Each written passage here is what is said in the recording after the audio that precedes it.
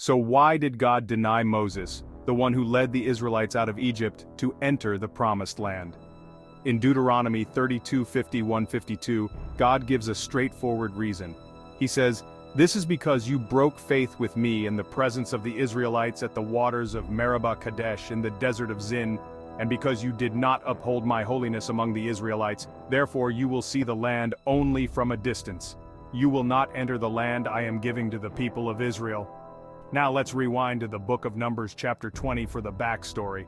Near the end of their 40 years of wandering the Desert of Zin, the Israelites found themselves without water. The Jewish community who were with Moses became disgruntled and turned against Moses and his nephew Aaron. Desperate, they went to the tent of meeting and prostrated themselves before God.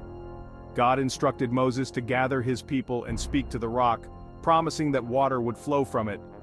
But here's where the conflict began. Moses, seemingly pissed off, said, "Listen, you Israelite rebels, must we bring you water out of this rock?"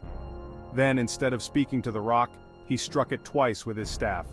Water flowed just as God promised, but God wasn't pleased.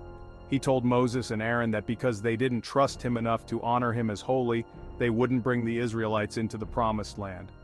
This might seem harsh, but let's break down Moses' mistakes. First, he disobeyed a direct command from God. Instead of speaking to the rock, he struck it. Previously in Exodus 17, God had indeed instructed Moses to strike a rock to bring forth water, but this time, the instructions were different. God wanted Moses to trust him and simply speak to the rock. Moses didn't need to use force, he needed to obey and trust. Secondly, Moses took credit for the miracle. He asked, "Must we bring you water out of this rock?"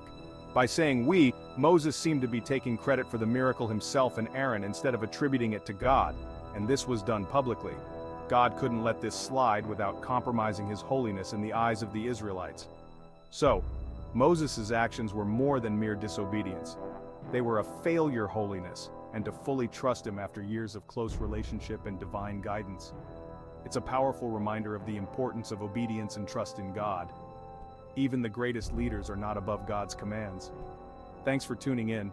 If you found this Moses story intriguing, hit that like button and don't forget to subscribe. New videos released every day. Please donate to the channel by clicking the PayPal link provided. God bless.